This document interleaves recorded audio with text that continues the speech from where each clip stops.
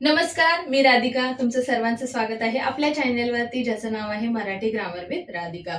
तर मागच्या व्हिडिओमध्ये आपण बघितलं होतं क्रियाविशेषण अव्ययाचा जो पहिला प्रकार होता, कालवाचक क्रियाविशेषण अव्यय. म्हणजे काल म्हणजेच काय, तर त्या ठिकाणच्या टाइम माहिती होतं. म्हणजेच काय, तर क्रिया कोणत्या वेळेस घडलेली आहे हे कशावरून आपल्याला माहिती होतं, तर कालवाचक क्रियाविशेषण अव्ययावरून. आता त्याचा सेकंड नंबरचा पार्ट काय असणार आहे, आपला स्थलवाचक क्रियाविशेषण अव्यय. म्हणजे आपण काय म्हटलं होतं, क्रियाविशेषणाचं दुसरं मूल कोणतं असणार आहे, तर स्थलवाचक क्रियाविशेषण अव्यय. आता स्थलवाचक क्रियाविशेषण अव्यय म्हणजेच काय, तर जे क्रियाविशेषण क्रिया घडण्याचे स्थान किंवा ठिकाण दर्शवते त्याला स्थलवाचक क्रियाविशेषण अव्यय म्हणतात. म्हणजेच काय, तर क्रिया कोणत्या जागेवर झालेली आहे, कोणत्या ठिकाणावर झालेली आहे, कोणत्या प्लेसवर झालेली आहे हे सांगणारा जो शब्द असणार आहे तो आपला असणार आहे स्थलवाचक क्रियाविशेषण अव्यय.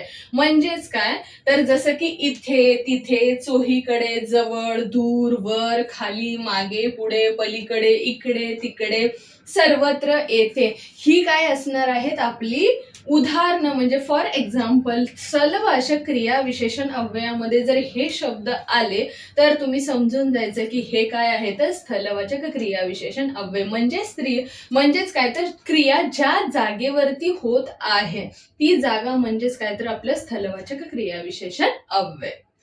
आता जर तुम्हाला एक्झामला असे सेंटेन्स दिले आणि त्याच्यामधलं जर क्रियाविशेषण अव्यय ओळखा असं सांगितलं तर तुम्ही कसं ओळखणार आहात. आता याच्यामध्ये स्थलवाचक क्रियाविशेषण अव्यय येणार. स्थल म्हणजेच काय, तर त्या जागेबद्दल आपल्याला माहिती असते. म्हणजेच काय, तर क्रिया कोणत्या जागेवरती होणार आहे किंवा ती ठिकाण कुठे आहे. सो हे कशामध्ये येणार आहे आपलं, तर स्थलवाचक क्रियाविशेषण मध्ये येणार आहे. पहिला सेंटेन्स आहे, घराच्या मागे नारळाचे झाड आहे. आता नारळाचं झाड कुठे आहे, तर घराच्या मागे. सो हे जे मागे आहे ही काय आहे, तर स्थलवाचक क्रियाविशेषण अव्यय. म्हणजेच काय, तर ती त्याची जागा आहे, ती त्याची प्लेस आहे. म्हणजे ह्याच्यामधलं जर स्थलवाचक क्रियाविशेषण फाइंड आउट करायचं झालं तर काय येणार आहे, मागे. सेकंड येणार आहे, परमेश्वर सर्वत्र असतो. तर परमेश्वर कुठे असतो, सर्वत्र असतो. सो हे जे सर्वत्र आहे हे काय आहे, तर परमेश्वर असण्याची त्याची काय आहे, जागा आहे. म्हणजेच काय आहे, तर स्थळ आहे. थर्ड नंबर आहे, इथे खूप शांतता आहे. खूप शांतता आहे कुठे आहे, तर इथे आहे. सो इथे काय असणार आहे, आपलं स्थलवाचक क्रियाविशेषण अव्यय. स्थलवाचक क्रियाविशेषण अव्यय म्हणजे जे क्रियेबद्दल आपल्याला सांगितलेलं आहे तर त्याच्या जागेबद्दल, त्याच्या ठिकाणाबद्दल जो वर्ड वापरलेला असणार आहे तो आपला असणार आहे स्थलवाचक क्रियाविशेषण अव्यय.